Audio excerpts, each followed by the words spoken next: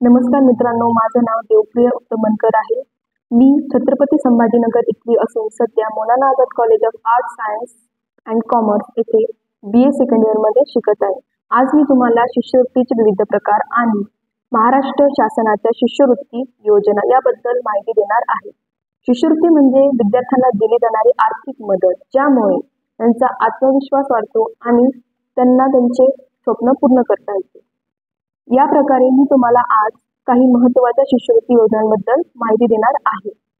योजना क्रमांक 1, छत्रपती शाहू महाराज शिक्षण शुल्क योजना. उद्दिष्ट: आर्थिकदृष्ट्या दुर्बल घटकातील विद्यार्थ्यांना उच्च शिक्षणासाठी मदत. लाभार्थी: EBC इकॉनॉमिकली बॅकवर्ड क्लास हे विद्यार्थी. या विद्यार्थ्यांचे वार्षिक उत्पन्न 8 लाख किंवा त्यापेक्षा कमी असणे आवश्यक आहे.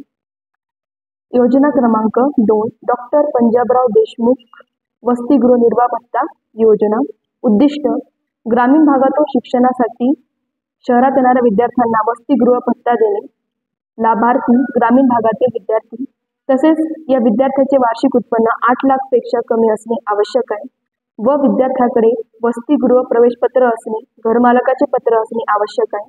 योजना क्रमांक 3, एकलव्य आर्थिक सहाय्य योजना. उद्दिष्ट: अनुसूचित जमातीतील विद्यार्थ्यांना उच्च शिक्षणासाठी प्रोत्साहन देणे. लाभार्थी: अनुसूचित समाजातील विद्यार्थी. तसेच विद्यार्थी हे कला, वाणिज्य, विधी व शिक्षणशास्त्र या शाखेमध्ये विद्यार्थ्यांना किमान 60% तर विज्ञान शाखेमध्ये विद्यार्थ्यांना 70% मिळणे आवश्यक आहे. योजना क्रमांक 4, गुणवान विद्यार्थ्यांना आर्थिक सहाय्य कनिष्ठ स्तर. उद्दिष्ट: 11वी व 12वी स्तरावरील गुणवंत विद्यार्थ्यांना प्रोत्साहन देणे. लाभार्थी: इयत्ता 10वी मध्ये उत्कृष्ट गुण मिळवलेले विद्यार्थी. तसेच या विद्यार्थ्यांकडे DHE शिष्यवृत्ती मंजुरीचे पत्र असणे आवश्यक व कनिष्ठ महाविद्यालयातील विद्यार्थ्यांना 55% गुण मिळणे आवश्यक. योजना क्रमांक 5, गुणवान विद्यार्थ्यांना आर्थिक सहाय्य वरिष्ठ स्तर. उद्दिष्ट: पदवी व पदव्युत्तर स्तरावरील गुणवंत विद्यार्थ्यांना प्रोत्साहन देणे. लाभार्थी: महाविद्यालयीन विद्यार्थी. तसेच या विद्यार्थ्यांकडे DHE शिष्यवृत्ती मंजुरीचे पत्र असणे आवश्यक व वरिष्ठ महाविद्यालयातील विद्यार्थ्यांना 65% मिळणे आवश्यक.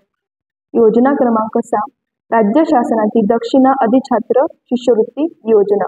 उद्दिष्ट: उच्च शिक्षणामुळे आर्थिक अडचण येत असलेल्या विद्यार्थ्यांना प्रोत्साहन मिळणे. लाभार्थी: पदवी व पदव्युत्तर विद्यार्थी.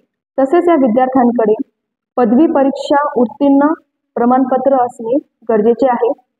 तसेच योजना क्रमांक 7, राज्य संशोधन शिष्यवृत्ती योजना. उद्दिष्ट: संशोधक, MPhil, PhD करणाऱ्या गुणवंत विद्यार्थ्यांना प्रोत्साहन देणे. लाभार्थी: संशोधन करणारे विद्यार्थी. तसेच विद्यार्थी हा पदवी, BA, BSc, BEd व पदवी उत्तर MA, MSc, MAd करणाऱ्या विद्यार्थ्यांना या परीक्षेत किमान 60% गुण मिळणे आवश्यक आहे. योजना क्रमांक 8, जवाहरलाल नेहरू विद्यापीठ योजना. उद्दिष्ट: JNUमध्ये शिकणाऱ्या महाराष्ट्रातील विद्यार्थ्यांना प्रोत्साहन देणे. लाभार्थी: JNUमध्ये नोंदणीकृत विद्यार्थी. तसेच विद्यार्थ्यांकडे विद्यापीठाचे मान्यता पत्र असणे व त्यांच्याकडे वार्षिक प्रगती अहवाल असणे आवश्यक आहे. योजना क्रमांक 9, खुल्या प्रवर्गातील विद्यार्थ्यांसाठी शिष्यवृत्ती योजना.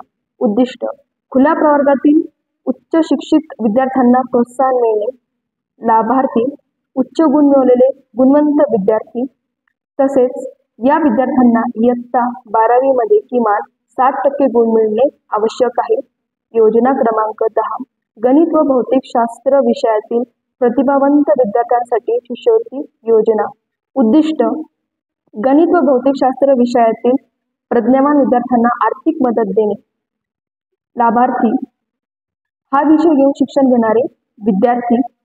तसेच गणित व भौतिकशास्त्र या विषयामध्ये विद्यार्थ्यांना 60% किंवा त्यापेक्षा अधिक गुण मिळणे आवश्यक आहे व विज्ञान या शाखेमध्ये विद्यार्थ्यांना 60% गुण मिळणे आवश्यक आहे. मी तुम्हाला आतापर्यंत ज्या पण काही योजना सांगितल्या आहेत या सर्वांचा एकच उद्देश आहे. त्यामुळे वेळेत माहिती घ्या, योग्य अर्ज करा व शिक्षणाची संधी वाया जाऊ देऊ नका. धन्यवाद.